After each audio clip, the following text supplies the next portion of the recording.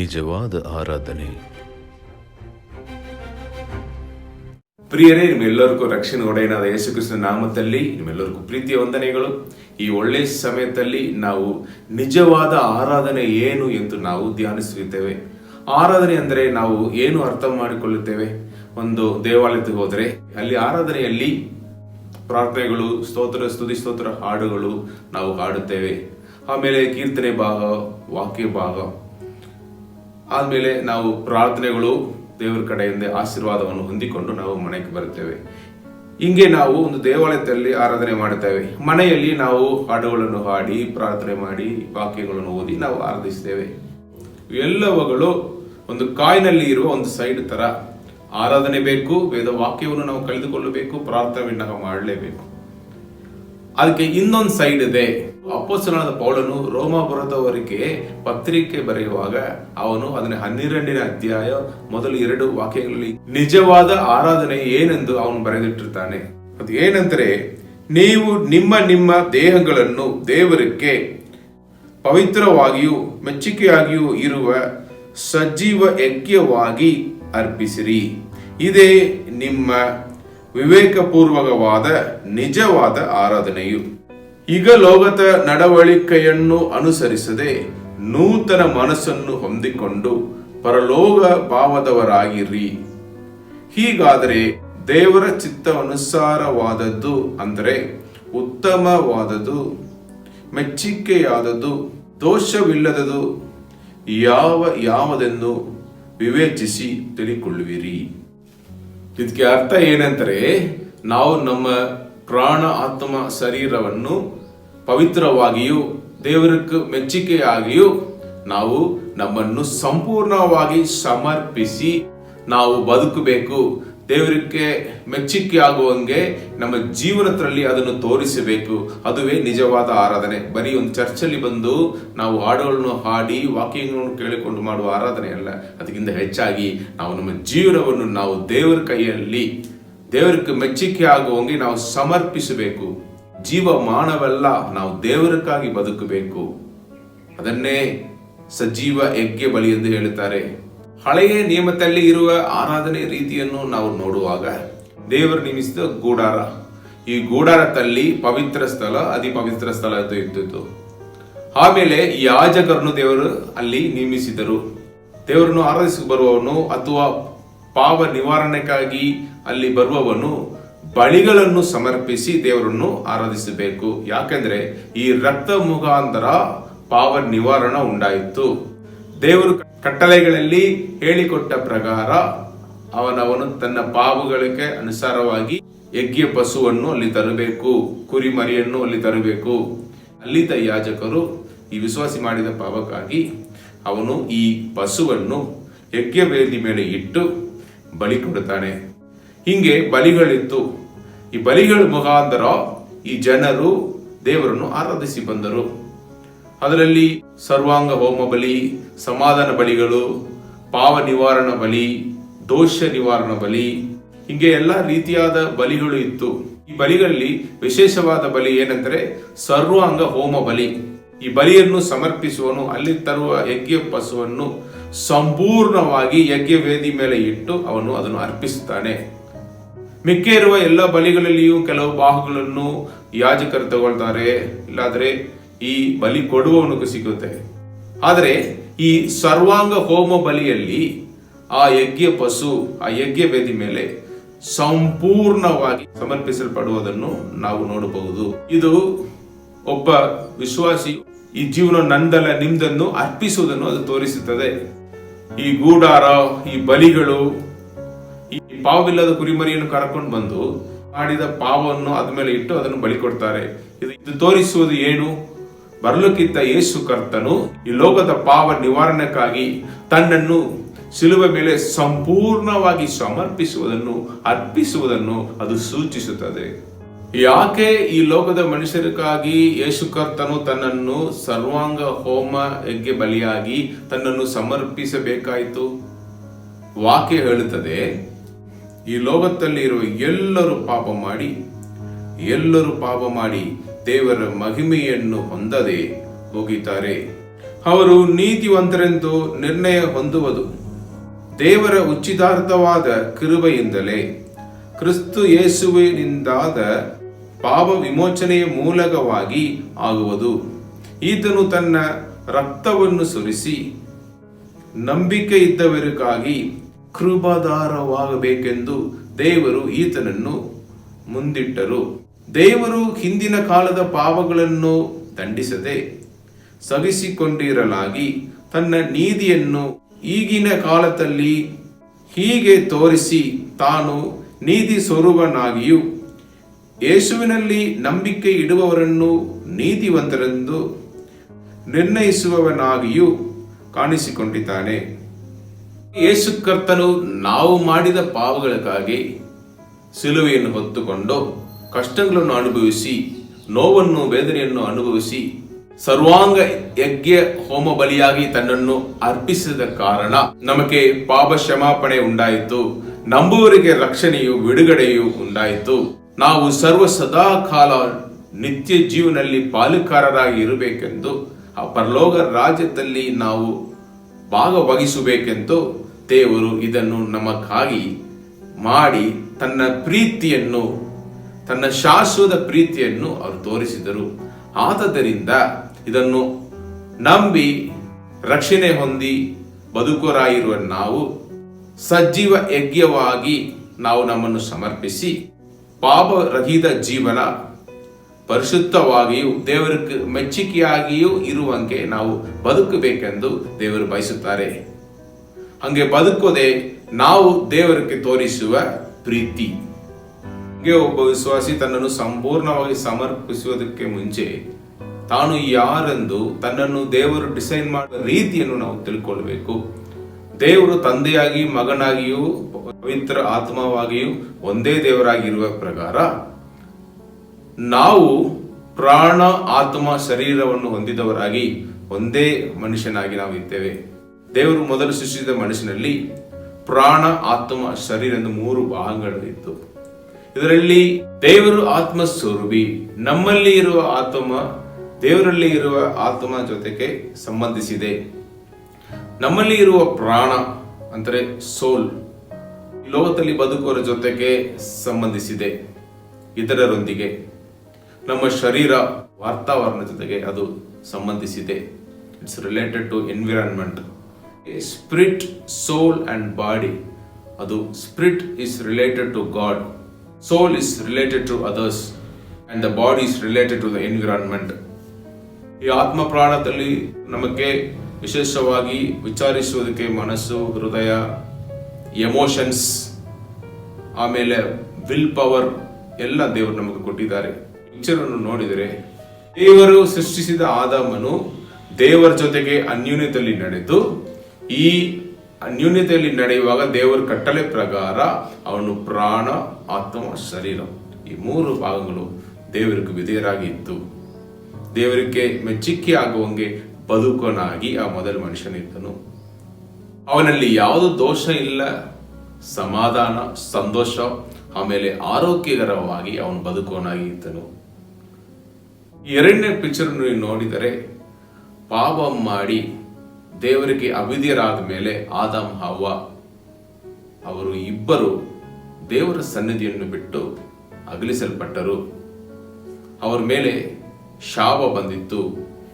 ಆಧ್ಯಾತ್ಮಿಕ ಮರಣ, ಶಾರೀರ ಮರಣ, ಆಮೇಲೆ ಹಂಗೆ ಬದುಕುತ್ತಾ ಇರುವವರಿಗೆ ನಿತ್ಯ ಮರಣ ಆ ನ್ಯಾಯ ತೀರ್ಪಲ್ಲಿ ಸಿಗುತ್ತೆ. ಹಾಗಾಗಿ ಪಾಪ ಮಾಡಿದ ಮೇಲೆ ಆ ಪ್ರಾಣ, ಆತ್ಮ, ಶರೀರ ಆ ದೇವರ ಜೊತೆಗಿದ್ದ ರಿಲೇಶನ್ಶಿಪ್ ಅಲ್ಲಿ ಬಂದ ಬದಲಾವಣೆ ಏನೆಂದು ನಾವು ಇವತ್ತು ನೋಡ್ತೇವೆ. ಪಿಕ್ಚರ್ 2 ಅನ್ನು ನೀವು ನೋಡಿದರೆ ಯಾವತ್ತು ಮನುಷ್ಯನು ಪಾಪ ಮಾಡಿದನೋ ಆ ಹೊತ್ತು ದೇವರಿಗೂ ಮನುಷ್ಯನಿಗೂ ಇದ್ದ ಆ ಸಂಬಂಧ ಮುರಿದು ಹೋಯಿತು. ಪಾಪ ಮಾಡಿಸಿದ ಶೈತಾನ ಸ್ವಭಾವಗಳನ್ನು ಅವರು ತರಿಸಿಕೊಂಡರು. ಮನುಷ್ಯನು ಸೆಲ್ಫ್ ಹ್ಯೂಮನ್ ಬೀಯಿಂಗ್ ಆಗಿ ಸ್ವಯಂ ಅವನನ್ನು ಆಳ್ವಿಕೆ ಮಾಡುವುದಕ್ಕೆ ಪ್ರಾರಂಭಿಸಿತು. ಅಲ್ಲಿ ಅವನು ಅವಳು ಸ್ವಾರ್ಥಿಯಾದರು. ಅಂದರೆ ಆ ಸ್ವಯಂ ಅಂದರೆ ಅಲ್ಲಿ ಶರೀರ ಅಭಿಲಾಷೆಗಳನ್ನು ಈಡೇರಿಸುವುದಕ್ಕಾಗಿ, ನೆರವೇರಿಸುವುದಕ್ಕಾಗಿ ಈ ಶರೀರ ಅವರನ್ನು ಆಳ್ವಿಕೆ ಮಾಡಿತು. ಸ್ವಯಂ ಅಂದ್ರೆ ಶರೀರ ಆಸೆಗಳು ಅವರನ್ನು ಆಳ್ವಿಕೆ ಮಾಡುವುದಕ್ಕೆ ಪ್ರಾರಂಭಿಸಿತು. ಆದ್ದರಿಂದ ಸೆಲ್ಫ್ ಸೆಂಟರ್ಡ್ ಹ್ಯೂಮನ್ ಬೀಯಿಂಗ್ ಆಗಿ ಅವರು ಬದಲಾದರು. ಈ ಶರೀರ ಆಶೆಗಳೇ ಅವರನ್ನು ಆಳ್ವಿಕೆ ಮಾಡುತ್ತಾ ಇತ್ತು. ಈ ಪ್ರಾಣ ಆತ್ಮ ಎರಡು ಶರೀರ ಆಶಯಕ್ಕೆ ಒಳಗಾಗಿತ್ತು.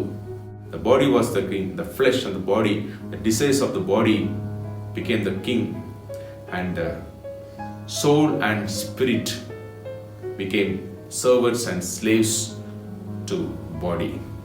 ಸ್ವಯಂ ಒಬ್ಬ ಮನುಷ್ಯನನ್ನು ಆಳ್ವಿಕೆ ಮಾಡಿದ ಕಾರಣ ಅವನು ಪಾವಿಯಾಗಿ, ಪೂರ್ಣ ಪಾವಿಯಾಗಿ ಬದಲಾಗಿದ್ದನು. ವ್ಯಭಿಚಾರ ಮಾಡುವುದು, ಕಳ್ಳತನ ಮಾಡುವುದು, ಸುಳ್ಳು ಸಾಕ್ಷಿ ಹೇಳುವುದು, ಕೊಲೆ ಮಾಡುವುದು, ಇದರ ವಸ್ತುಗಳನ್ನು ಆಶಿಸುವುದು, ಇಂತಹ ಎಲ್ಲ ಪಾಪಗಳನ್ನು, ವಿಗ್ರಹಾರಾಧನೆ ಮಾಡುವುದು, ಎಲ್ಲ ಪಾಪಗಳನ್ನು ಮಾಡುವುದಕ್ಕೆ ಪ್ರಾರಂಭಿಸಿದನು. ದೇವರ ಕಟ್ಟಳೆಗಳನ್ನು ಮೀರುವವನಾಗಿ, ದೇವರಿಗೆ ಅವಿಧೇಯರಾಗಿ ಅಪವಿತ್ರ ಜೀವನವನ್ನು ನಡೆಸುವ ಮನುಷ್ಯನಾಗಿ, ಅಸಹ್ಯ ಮನುಷ್ಯನಾಗಿ ಬದಲಾಗಿದನು. ಹೀಗೆ ಪಾವಿಯಾಗಿ ಬದುಕುತ್ತಾ ಇರುವ ಮನುಷ್ಯನಿಗೆ ಸಿಕ್ಕುವ ಫಲ, ನ್ಯಾಯ ತೀರ್ಪಲ್ಲಿ ಅವನಿಗೆ ನಿತ್ಯ ಮರಣ, ನಿತ್ಯ ದಂಡನೆ ಸಿಗುತ್ತೆ. ಈ ನಿತ್ಯ ದಂಡನೆಯಿಂದ ನಮ್ಮನ್ನು ರಕ್ಷಿಸುವುದಕ್ಕಾಗಿ ಯೇಸು ಕರ್ತನು ಈ ಲೋಕದಲ್ಲಿ ಇಳಿದು ಬಂದು ತನ್ನನ್ನು ಸರ್ವಾಂಗ ಹೋಮಯಜ್ಞ ಬಲಿಯಾಗಿ ತನ್ನನ್ನು ಸಮರ್ಪಿಸಿ ನಂಬುವರಿಗೆ ರಕ್ಷಣೆಯು ನಿತ್ಯ ಜೀವನವನ್ನು ದೇವರು ನೀಡಿದರು, ದಯಪಾಲಿಸಿದರು ತನ್ನ ಕೃಪೆ ಮುಖಾಂತರ.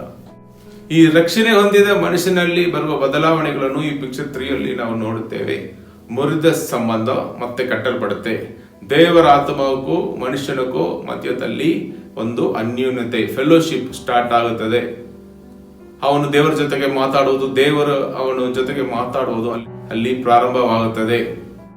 ಆದರೂ ಎಷ್ಟೋ ವಿಶ್ವಾಸಿಗಳು ದೇವರನ್ನು ಸಂಪೂರ್ಣವಾಗಿ ತನ್ನ ಜೀವನದಲ್ಲಿ ಆಳ್ವಿಕೆ ಮಾಡುವುದಕ್ಕೆ ಬಿಡುವುದಿಲ್ಲ. ಆದ್ದರಿಂದ ಇವರು ವಿಶ್ವಾಸಿಗಳಾಗಿ ಇದ್ದರೂ ಸಂಪೂರ್ಣವಾಗಿ ತನ್ನನ್ನು ಅರ್ಪಿಸದೇ ಇರುವ ಕಾರಣ ಸ್ವಯಂ ಅವರನ್ನು ಆಳ್ವಿಕೆ ಮಾಡುತ್ತಾ ಇದೆ. ನೀವು ಎಷ್ಟೋ ಕ್ರಿಶ್ಚಿಯನ್ಸ್ ಅನ್ನು ನೋಡಬಹುದು, ಅವರು ಬರೀ ಹೆಸರಿಗೋಸ್ಕರ ಕ್ರಿಶ್ಚಿಯನ್ಸ್ ಆಗಿ ಇದ್ದಾರೆ. ಹಂಗೆ ಇರುವವರು ಪಾಪ ಮಾಡುವವರಾಗಿ, ದೇವರಿಗೆ ಅವಮಾನವನ್ನು ತರುವವರಾಗಿ ಬದುಕುತ್ತಾರೆ ಈ ಲೋಕದಲ್ಲಿ. ರಕ್ಷಣೆ ಹೊಂದಿದವರಲ್ಲಿ ತನ್ನನ್ನು ಸಂಪೂರ್ಣವಾಗಿ ಸಮರ್ಪಿಸುವವರು ಮಾತ್ರ ದೇವರಿಗೆ ಸಾಕ್ಷಿಯಾಗಿ ಬದುಕುತ್ತಾರೆ. ಈ ಪಿಕ್ಚರ್ 4 ಅನ್ನು ನೀವು ನೋಡಿದರೆ ಇಲ್ಲಿ ಕ್ರೈಸ್ಟ್ ಸೆಂಟರ್ ಲೈಫ್, ಯೇಸು ಕರ್ತನನ್ನು, ಕ್ರಿಸ್ತವನ್ನು ಸೆಂಟರಲ್ಲಿ ಇಟ್ಟು ತನ್ನ ಜೀವನದಲ್ಲಿ ಆಳ್ವಿಕೆ ಮಾಡುವವರಾಗಿ ನಮ್ಮನ್ನು, ನಮ್ಮ ಪ್ರಾಣ ಆತ್ಮ ಶರೀರವನ್ನು ಸಮರ್ಪಿಸುವಾಗ ದೇವರ ಆತ್ಮ ನಮ್ಮನ್ನು ಪ್ರತಿಯೊಬ್ಬ ಕಾರ್ಯದಲ್ಲೂ ದಾರಿ ನಡೆಸುವವರಾಗಿ ಇದ್ದಾರೆ. ಈ ಕ್ರೈಸ್ತು ನಮ್ಮನ್ನು ಆಳ್ವಿಕೆ ಮಾಡುವಾಗ ನಮ್ಮ ಪ್ರಾಣ ಆತ್ಮ ಶರೀರ ಎಲ್ಲ ದೇವರಿಗೆ ವಿಧೇಯರಾಗಿ ಮೆಚ್ಚುಗೆಯಾಗುವಂಗೆ ಪವಿತ್ರವಾಗಿ ಬದುಕೋದಕ್ಕೆ ಪ್ರಾರಂಭಿಸುತ್ತದೆ. ಈ ದೇವರ ಆತ್ಮ ನಮ್ಮನ್ನು ಆಳ್ವಿಕೆ ಮಾಡುವಾಗ ಈ ದೇವರ ಆತ್ಮ ಹೇಳಿ ಕೆಡುವ ಪ್ರಕಾರ ನಮ್ಮ ಶರೀರ, ಪ್ರಾಣ, ಆತ್ಮ ನಡೆಯುತ್ತದೆ. ದೇವರ ಆತ್ಮ ದೇವರ ಕಟ್ಟಳೆಗಳನ್ನು ನಮಗೆ ಹೇಳಿಕೊಡುತ್ತದೆ. ಪ್ರತಿಯೊಬ್ಬ ಕಾರ್ಯದಲ್ಲಿಯೂ ನಾವು ಏನು ಮಾಡಬೇಕು, ಏನು ಮಾಡಬಾರದೆಂದು ನಮ್ಮನ್ನು ದಾರಿ ನಡೆಸುತ್ತದೆ. ಈ ಆತ್ಮ ನಮ್ಮ ಜೀವನದಲ್ಲಿ ಆಳ್ವಿಕೆ ಮಾಡುವಾಗ ನಾವು ಪ್ರಾಣ, ಶರೀರ ಅದಕ್ಕೆ ಒಳಗಾಗಿ, ಕಟ್ಟಳೆಗಳಿಗೆ ಒಳಗಾಗಿ, ದೇವರಿಗೆ ವಿಧೇಯರಾಗಿ, ಮೆಚ್ಚುಗೆಯಾಗುವಂಗೆ ಪವಿತ್ರವಾಗಿ ದೇವರ ಚಿತ್ತವನ್ನು ಮಾಡಿ ದೇವರ ನಾಮವನ್ನು ಮಹಿಮೆಪಡಿಸುವುದಕ್ಕೆ ಅದು ಸಹಾಯ ಮಾಡುತ್ತದೆ. ಇದನ್ನೇ ಪೌಲನು ಸಜೀವ ಯಜ್ಞ ಬಲಿಯಾಗಿ ಅರ್ಪಿಸಬೇಕು, ಅದುವೇ ನಿಜವಾದ ಆರಾಧನೆ ಎಂದು ಬರೆದಿಟ್ಟಿರ್ತಾನೆ.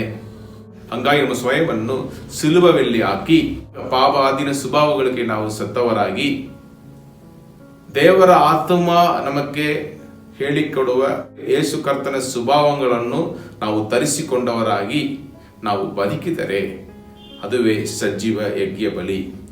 ಲಿವಿಂಗ್ ಸ್ಯಾಕ್ರಿಫೈಸ್ ಅಂದರೆ ಏನು?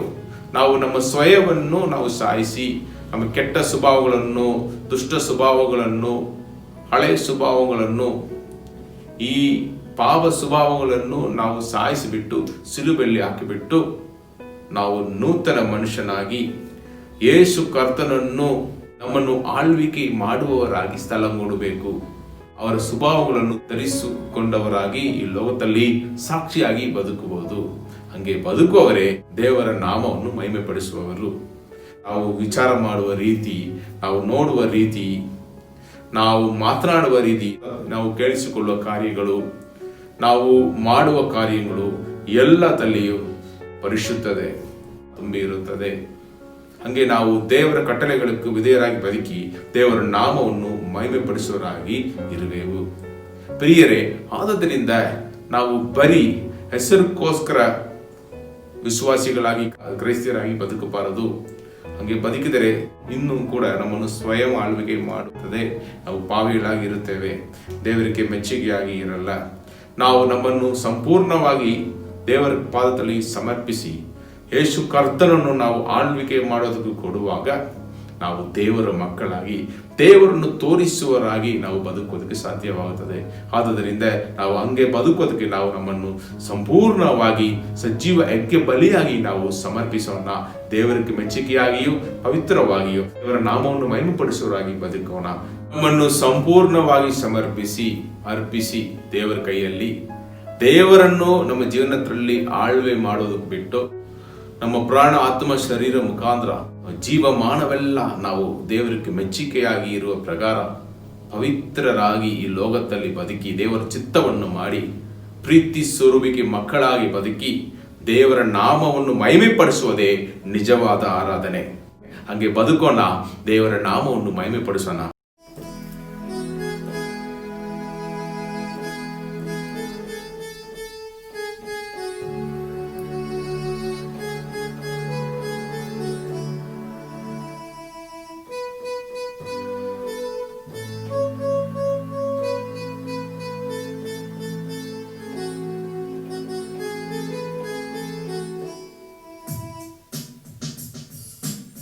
ಸಜೀವ ಯಜ್ಞವಾಗಿ ನನ್ನೇಗ ಅರ್ಪಿಸುವೆ, ಹೃದಯ ನೀಡಿರುವೆ. ಸಜೀವ ಯಜ್ಞವಾಗಿ ನನ್ನೇಗ ಅರ್ಪಿಸುವೆ, ಹೃದಯ ನೀಡಿರುವೆ. ಅರ್ಪಿಸುವೆ ಕರ್ತನೇ ನೆಲೆಸೆಯ ನಿರಂತರವೂ. ಅರ್ಪಿಸುವೆ ಕರ್ತನೇ ನೆಲೆಸೆಯ ನಿರಂತರವೂ. ಸಜೀವ ಯಜ್ಞವಾಗಿ ನನ್ನೇಗ ಅರ್ಪಿಸುವೆ, ಹೃದಯ ನೀಡಿರುವೆ.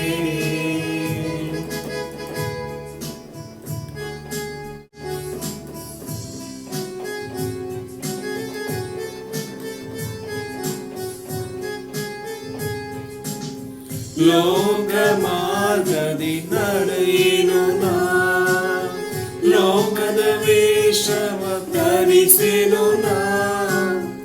ಲೋಕ ಮಾರ್ಗದಿ ನಡೆಯೇನು ನಾ, ಲೋಕದ ವೇಷವ ಧರಿಸೇನು ನಾ.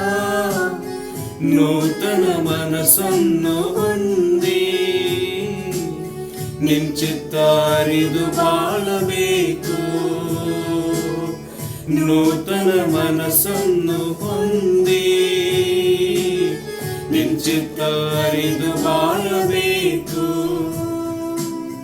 ಅರ್ಪಿಸುವೆ ಕರ್ತನೇ ನೆಲೆಸೆಯ ನಿರಂತರವೂ.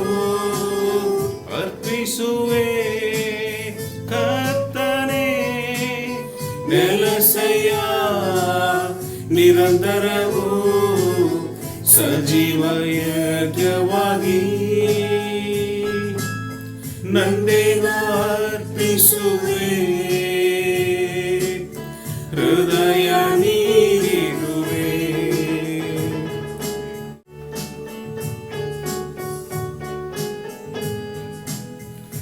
ನನ್ನ ಹೃದಯ ಧ್ಯಾನವೆಲ್ಲ ನಿನಗೆ ಸಮರ್ಪಕವಾಗಿರಲಿ. ನನ್ನ ಹೃದಯ ಧ್ಯಾನವೆಲ್ಲ ನಿನಗೆ ಸಮರ್ಪಕವಾಗಿರಲಿ. ನನ್ನ ಬಾಯ ಮಾತು ಎಲ್ಲ ನಿನಗೆ ಮೆಚ್ಚುಗೆ ಆಗಿರಲಿ.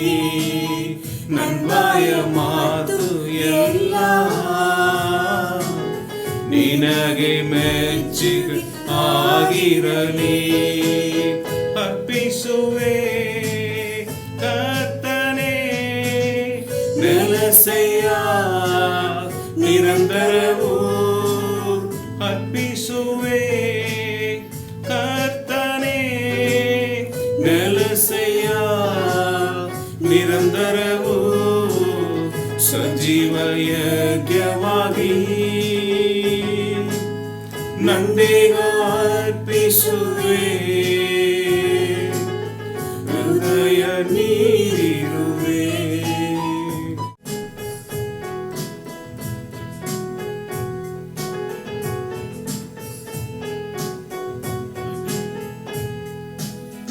ನನ್ನಾಸೆ ಬಯಕೆ ನಿನ್ನದಾಗಲಿ, ನಿನ್ಮೇಲೆ ಪ್ರೀತಿಯು ಹೆಚ್ಚಾಗಲಿ. ನನ್ನಾಸೆ ಬಯಕೆ ನಿನ್ನದಾಗಲಿ, ನಿನ್ಮೇಲೆ ಪ್ರೀತಿಯು ಹೆಚ್ಚಾಗಲಿ. ಉನ್ನತ ಸೇವೆ ಮಾಡಬೇಕು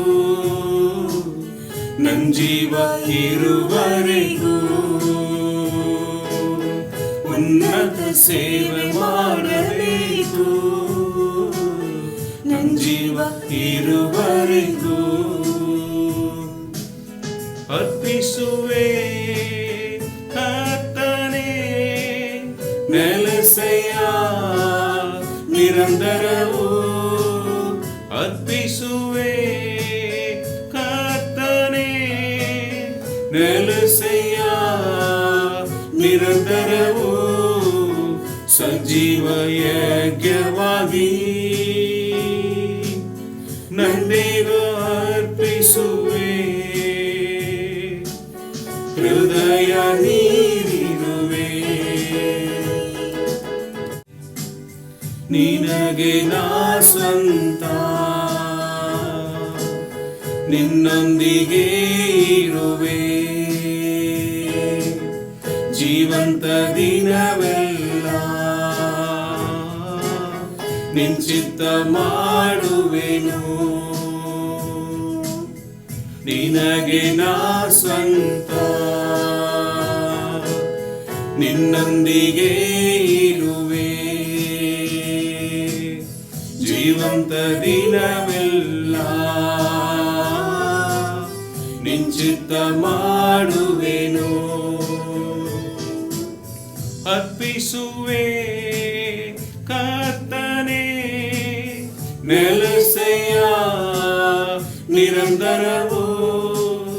ಅರ್ಪಿಸುವೆ ಕರ್ತನೇ ನೆಲಸೆಯ ನಿರಂತರವೂ ಸಜೀವ ಯಜ್ಞವಾಗಿ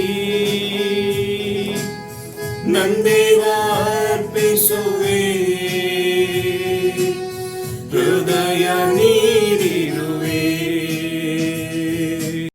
ಹಾಲೆಲೂಯ. ಹಾಲೆಲೂಯ. ಪರಿಶುದ್ಧ ತಂದೆಯೇ, ಈ ಒಳ್ಳೆ ಸಮಯದಕ್ಕಾಗಿ ಸ್ತೋತ್ರಪ್ಪ. ಈ ಸಮಯದಲ್ಲಿ ಕೂಡ ಸಜೀವ ಯಜ್ಞ ಬಲಿಯಾಗಿ ನಾವು ನಿಮಗೆ ಮೆಚ್ಚುಗೆ ಆಗುವಂಗೆ ಪವಿತ್ರ ಜೀವನವನ್ನು ನಡೆಸಿ ನಾವು ಹೆಂಗೆ ಬದುಕಬೇಕೆಂದು ನೀವು ಹೇಳಿಕೊಟ್ಟದಕ್ಕಾಗಿ ಸ್ತೋತ್ರಪ್ಪ. ಇವತ್ತು ತನ್ನನ್ನು ಸಂಪೂರ್ಣವಾಗಿ ಸಮರ್ಪಿಸಿ ದೇವರೇ ನಿಮಗೆ ಮೆಚ್ಚುಗೆ ಆಗುವಂಗೆ ನಾವು ಬದುಕಬೇಕೆಂದು ಅರ್ಪಿಸುವ ಪ್ರತಿಯೊಬ್ಬರನ್ನು ನೀವು ಆಶೀರ್ವಾದ ಮಾಡಿರಿ. ನಿಮಗಾಗಿ ಬದುಕಿ ಸಾಕ್ಷಿಗಳಾಗಿ ನಿಮ್ಮ ನಾಮವನ್ನು ಮಹಿಮೆಪಡಿಸೋದಕ್ಕೆ ನೀವು ಅವರೆಲ್ಲರಿಗೂ ಸಹಾಯ ಮಾಡಿರಿ. ನಿಮಗೆ ಮಾಡುವುದಕ್ಕಾಗಿ ಸ್ತೋತ್ರ. ಯೇಸುವಿನ ನಾಮದಲ್ಲಿ ಬೇಡಿ ಹೊಂದಿಕೊಳ್ಳುತ್ತೇವೆ ತಂದೆಯೇ. ಆಮೇನ್, ಆಮೇನ್.